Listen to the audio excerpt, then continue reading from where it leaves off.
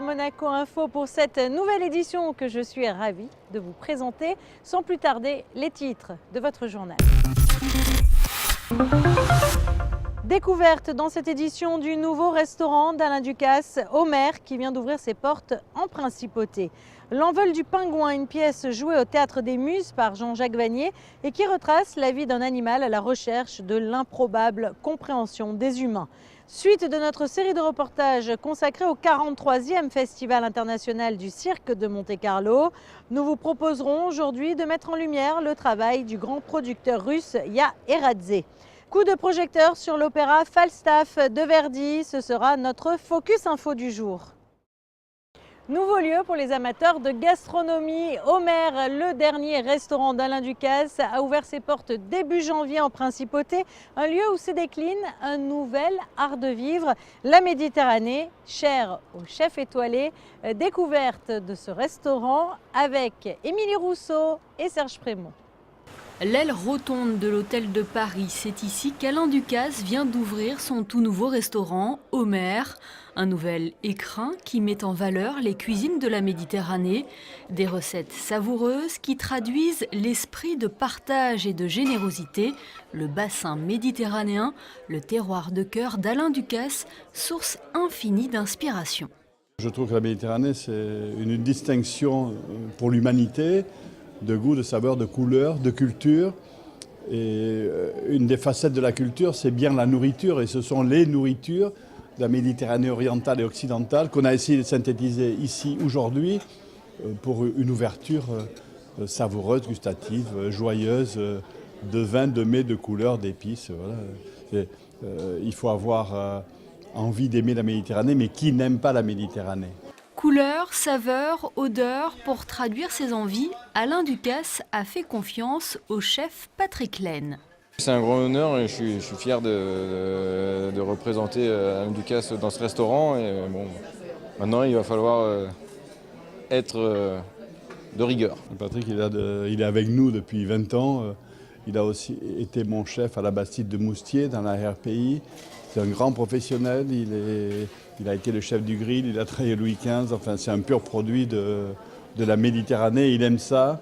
Il est discret, intelligent, talentueux. J'avais envie qu'il s'épanouisse. Il aime vraiment profondément cette culture de la Méditerranée, de la cuisine de la Riviera italienne et française.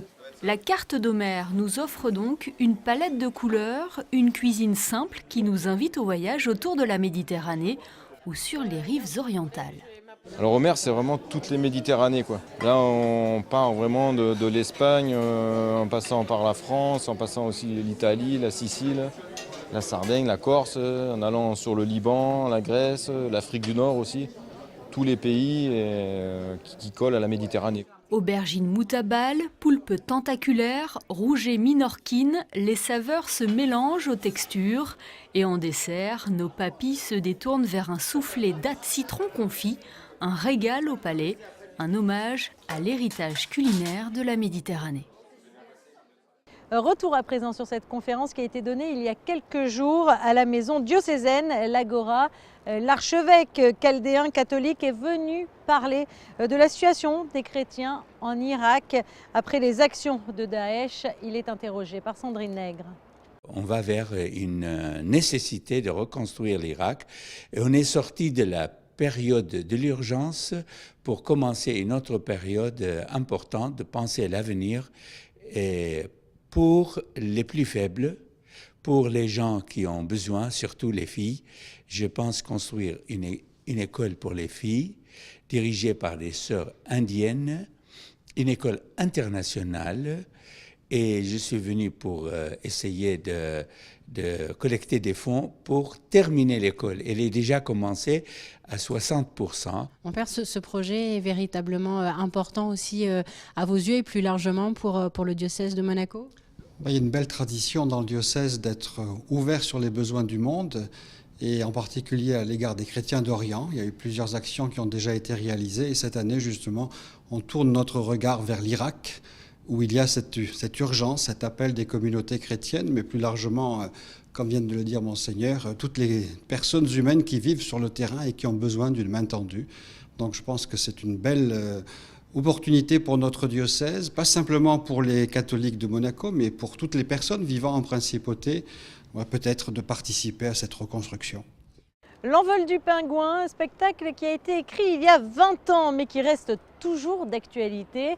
Jean-Jacques Vanier l'a joué au Théâtre des Muses et nous avons rencontré le comédien à l'issue de sa représentation.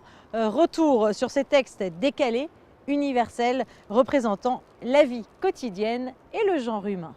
C'est pour te dire que là, on est en train de se parler entre têtus. Cet envol du pingouin, il est un peu exceptionnel, il est un peu intemporel, un peu universel, et peut-être qu'il s'arrêtera jamais.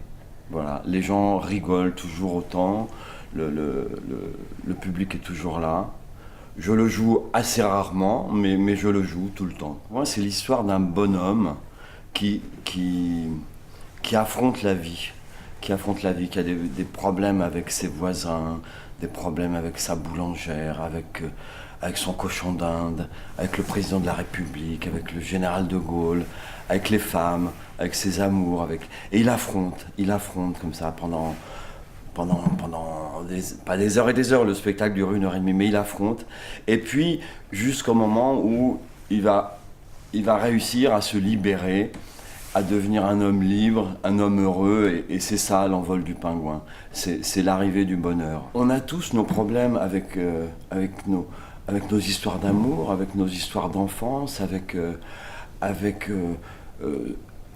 la vie qu'on se coltine, avec un seul but, celui, j'imagine, un peu pour tout le monde, celui d'être heureux, celui de vivre le mieux possible, et c'est ça ce spectacle.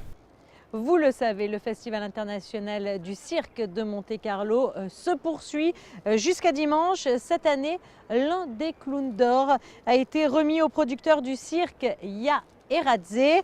Accompagné de sa troupe, il a proposé tout au long de ce festival des tableaux féeriques. Patricia Navarro l'a rencontré. Il fait partie de cette nouvelle génération de créateurs de spectacles de cirque. Le géorgien Ya Eradze a débuté dans une troupe à l'âge de 11 ans. Il se voyait tout d'abord dresseur de fauves et aujourd'hui, il est l'un des plus grands producteurs de spectacles en Russie. Il est à la tête de 3 grands programmes qui tournent dans tout le pays. Et il restera l'une des grandes têtes d'affiche du 43e Festival international du cirque de Monte-Carlo, où les différents tableaux qu'il a proposés lui ont valu un clown d'or.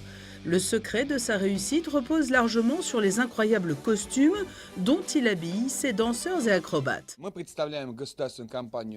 En tant que régisseur et producteur, je vous dirais qu'avant tout, les numéros sont basés sur la technique des artistes. Mais après, bien évidemment, il faut habiller les numéros et transformer ses capacités physiques en un numéro pour lequel nous avons besoin de chorégraphie, de musique, de costumes et de dons d'acteurs pour parvenir à un spectacle véritablement professionnel. C'est la conjugaison de tout cela qui fait un beau numéro. Le style de Ya Eradze est un savant mélange alliant luxe et modernité.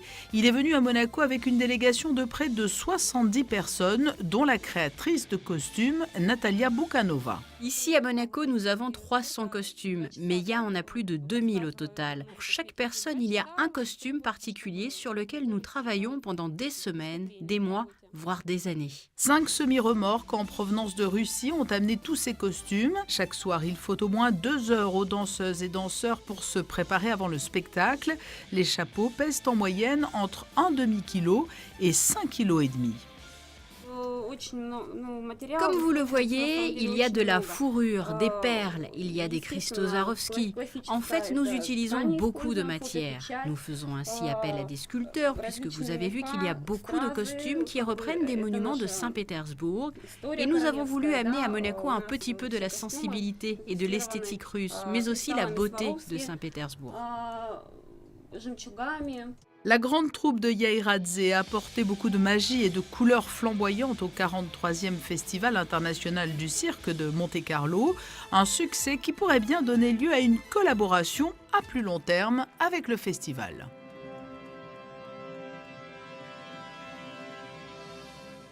Place à présent à notre Focus Info du jour qui est consacré à la Générale de Falstaff qui a été donnée à l'Opéra Garnier mercredi. Il s'agit du dernier opéra de Verdi dans une mise en scène signée Jean-Louis Grinda. Focus sur cet opéra haut en couleur avec José Sacré.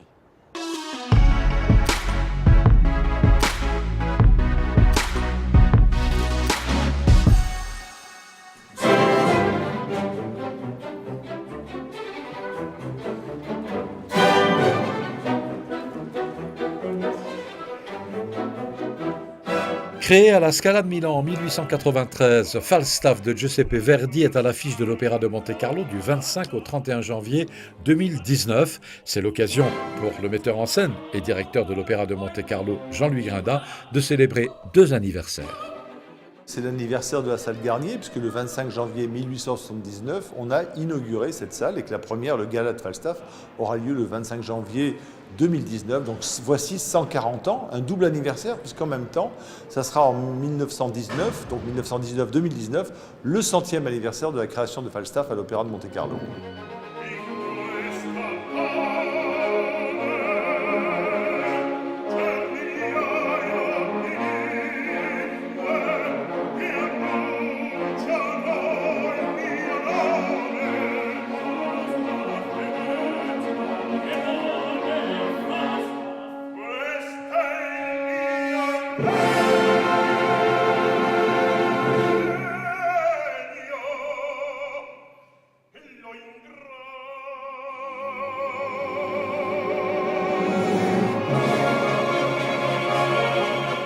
Dernier opéra composé par Verdi à l'âge de 78 ans, livré d'Arrigo Boito, d'après les joyeuses commères de Windsor et Henri IV de Shakespeare, Falstaff est considéré comme le chef-d'œuvre des chefs-d'œuvre de Verdi. Il y a plusieurs raisons à cela, parce que d'abord il est sorti de tous les codes de ce qu'il a pu faire auparavant.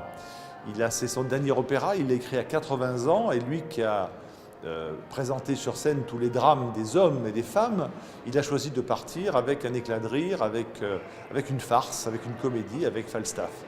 Et son discours musical, avec le talent du librettiste Boito, qui l'accompagnait, qui l'avait déjà accompagné sur Othello, entre autres, et en a fait quelque chose de tout à fait exceptionnel. Alors c'est vrai que Falstaff, c'est une œuvre de Verdi où il n'y a pas de grands airs, il n'y a pas de grands chœurs, mais il y a en même temps tout ça à la fois. Il y a une perfection de la forme, une perfection du mariage du texte et de la musique, il y a un dynamisme, il y a une concision du propos, il y a une joie de vivre et il y a une humanité absolument extraordinaire.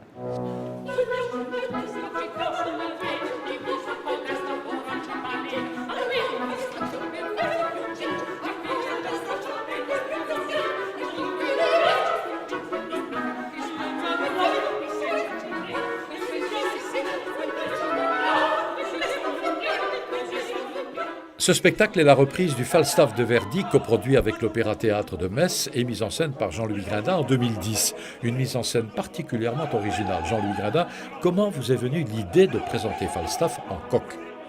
C'était un long processus parce que, comme c'est une œuvre extraordinairement originale, il était difficile pour moi de trouver mon chemin à l'intérieur de cette œuvre que j'adore. Et un jour, c'est en sortant de la Comédie Française, d'une représentation formidable de Cyrano, que j'ai eu l'idée de monter Falstaff comme Chanteclair d'Edmond Rostand, même auteur que Cyrano. Et là, tout s'est éclairé puisque, en utilisant l'artifice de la fable, je mettais à distance ce conte un petit peu cruel. On se moque d'un homme gros, vieux, un peu ridicule. Donc si ça devient un animal comme dans une fable de La Fontaine, on l'éloigne de nous, on rend le conte, on rend l'histoire moins cruelle, mais en même temps, la fable a un effet de prisme, parce que ça rapproche de nous les travers, les défauts, les qualités, enfin tous les artifices de l'histoire. Et ça fonctionne, je dois dire, assez bien. Ça a fonctionné très bien ici la première fois avec Brinterfell, et ça fonctionne aussi, je crois, formidablement bien avec l'interprète du rôle-titre ici, cette fois-ci, Nicolas Laimo, que le public monégasque connaît bien, et qui est un artiste d'un raffinement, d'une légèreté, pour Falstaff c'est quelque chose qu'il faut, et d'une imagination tout à fait extraordinaire. La direction musicale de ce Falstaff de Verdi est assurée par l'un des chefs les plus connus de la planète, le maestro Mauricio Benigni. Il dirige en effet chaque année plusieurs opéras au Metropolitan Opera de New York, spectacle retransmis en direct dans les cinémas de plusieurs pays et donc suivi par des millions de spectateurs. Résident monégasque, Mauricio Benigni voulait absolument une fois dans sa vie diriger Falstaff. C'est la première fois que je le dirige, voilà. Oui, justement, j'avais un contrat à Metropolitan, exactement dans la même période. Et quand Jean-Louis Granda il m'a proposé de faire Falstaff, j'ai dit ben non. Alors j'ai téléphoné tout de suite à New York, j'ai dit écoutez, je dois faire Falstaff et dans ma vie c'est important de faire Falstaff parce que c'est vraiment... Mais pourquoi c'est important voilà. ce point-là? Mais écoutez, c'est la plus belle opéra de Verdi. Voilà, là, ça c'est sûr, et c'est la grande opéra de grande maturité de cet grand compositeur, qu'il a fait quelque chose d'exceptionnel, c'est plein de nouveautés, c'est plein de choses que jamais avant s'était écouté, et surtout c'est quelque chose de nouveau. À 78 ans, et que Verdi avait cet âge-là, et c'était aussi le salut de Verdi à la vie réelle, avec la risata finale, c'est-à-dire les dernières parties de l'opéra. C'est quelque chose comme dire la vie, il faut le prendre avec les souris, et avec le plaisir de la vie et tout ça.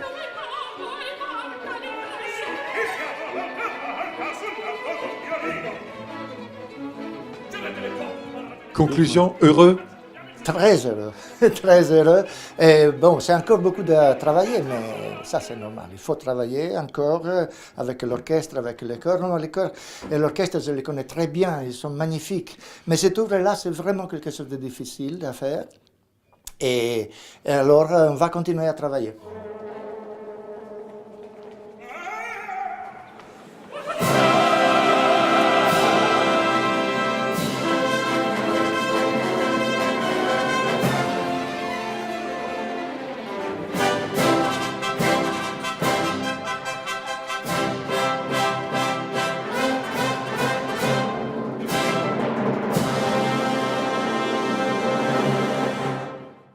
Il est à présent temps de passer en revue votre carte météorologique pour les jours à venir. Temps clair et ensoleillé pour cette fin de semaine. Vendredi, la journée sera généralement ensoleillée malgré quelques nuages passagers dans l'après-midi. Le ciel ce week-end sera dégagé tout comme le début de semaine prochaine. Du côté des températures, le thermomètre affichera 4 degrés pour les minimales et ne grimpera pas plus haut que 12 degrés. Cette édition est à présent terminée. Merci pour votre fidélité et puis on se retrouve très vite sur Monaco Info. À très bientôt.